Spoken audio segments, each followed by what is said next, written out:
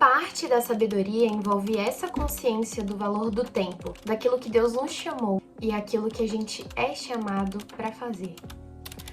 Olá, muito prazer, eu sou a Esther e esse é o meu canal. No vídeo de hoje eu vou falar um pouquinho sobre como que eu faço o meu planejamento mensal.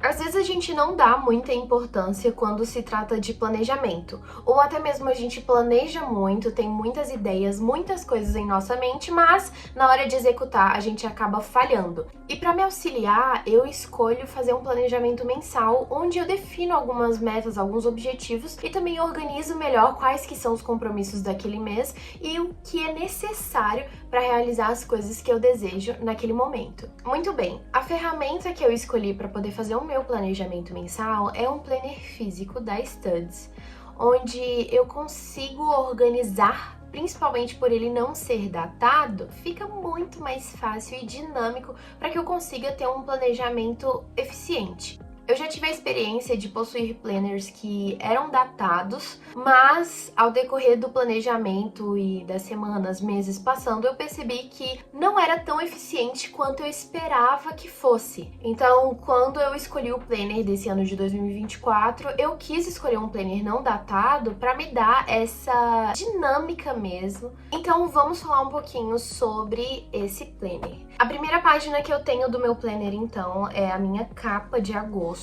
E assim que eu viro a página, a gente tem dois tópicos muito importantes, que são as metas do mês e um controle de hábitos. Logo em seguida, eu tenho a visão do planejamento financeiro, onde eu consigo colocar as entradas, saídas, investimentos e também uma visão geral sobre o mês. Então é um calendário onde eu tenho que preencher com os dias, os meus compromissos, as coisas mais importantes daquele mês. Quando eu vou para a parte de planejamento semanal, eu consigo vê-lo de forma ampla, o que particularmente eu prefiro, e o fato de não ser linhas, mas um layout mais quadriculado, eu também acho muito bonito e estético. Ah, detalhe, as linhas são todas brancas. A folha não é branca em si, ela é tipo um cinza e a linha que é branca. E isso, pra mim, é, assim, extremamente lindo, porque olhando de longe, até parece que eu tô escrevendo assim no nada. Eu acho super legal isso. Quando eu chego nas últimas páginas mensais do meu planner, eu tenho uma folha inteira limpa pra eu colocar o que eu quiser, personalizar da forma que eu preferir. E eu tenho uma folha frente e verso, onde eu consigo colocar compromissos por horário. E agora eu vou te contar um pouco como que eu faço esse meu planejamento mensal. Eu divido em 3 partes. Na primeira, eu gosto de organizar a minha visão geral, onde eu coloco os tópicos necessários para o meu rastreio de hábitos, então os hábitos que eu tenho, como por exemplo devocional, academia, leitura.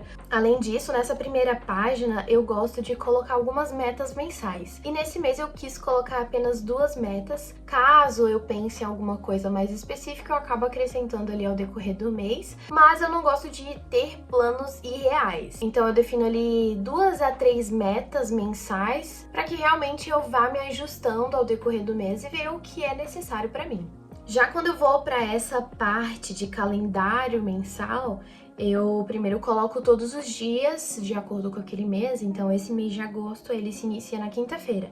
Então eu já vou marcando certinho todos os dias e eu coloco alguns dos compromissos gerais que eu tenho. Depois desse primeiro passo, que é a visão geral, eu tenho o segundo, onde eu coloco todos os meus compromissos importantes. Então nessa parte de calendário mensal, eu vou colocando os dias que eu tenho compromissos que eu não posso faltar. Então algum evento, algum aniversário, se eu preciso lembrar de aniversário de alguém, eu já coloco ali também, porque fica mais fácil. Essa é a parte, assim, mais importante pra mim, onde eu consigo ter uma visão mais ampla. O terceiro passo que eu tenho é o de planejamento semanal.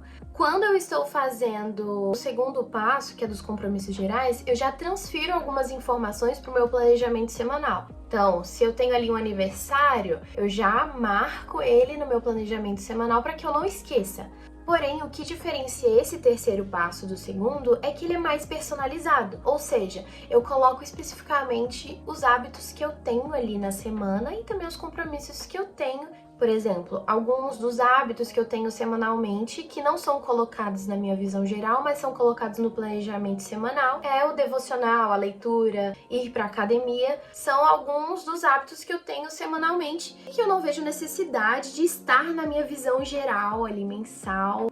Eu tenho que marcar no calendário que eu vou para academia. Não vejo essa necessidade, então eu acabo colocando no meu planejamento semanal, porque para mim fica mais organizado dessa forma. Depois que eu cumpro esses 3 passos, que são os mais importantes para mim na hora do planejamento, eu gosto de ir para a parte final do planner, que é algo que eu me adaptei recentemente, e categorizar algumas coisas específicas. Uma delas é fazer uma lista mensal de coisas que eu preciso fazer. Então eu coloco ali o título de lista ali mensal e vou fazendo círculos na parte em que tem os horários, que eu acabo personalizando da forma que eu acho mais útil para mim. E vou colocando o que eu acho necessário. Então, vamos supor que nesse mês eu preciso fazer um exame específico.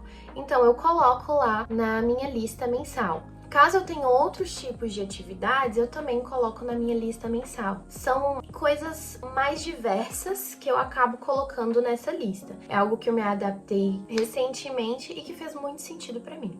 Outra parte que eu tenho gostado muito é uma parte de entretenimento, onde eu pego essa folha vazia e coloco os livros que eu quero ler, as séries e filmes que quero ver. Então eu já coloco o título e eu vou pensando ali, eu separo um dia e vou colocando os livros que eu pretendo ler, as séries que eu quero ver e filmes também. Isso me ajuda muito, principalmente com a leitura, porque eu tenho o hábito de ler livros físicos, digitais, mas também tenho o hábito de ouvir. Então eu ouço bastante livros e essa classificação, essa categoria de livros que quero ler acaba facilitando muito ali no meu planejamento. E caso eu não li algum livro no mês passado, eu coloco para esse mês e assim vou continuando o meu hábito de leitura. Essa é a maneira em que eu gosto de organizar o meu mês, através do meu planner físico. Eu também gosto bastante de ter um planejamento digital, mas hoje eu quis mostrar para você um pouco do meu planejamento com o planner físico e como que eu organizo de forma geral mesmo. Eu espero muito que você tenha se inspirado com esse vídeo, que você se motive a ter um planejamento funcional, dinâmico, porque eu acredito que isso é bem essencial no nosso dia a dia, principalmente para quem já gosta de ter uma vida organizada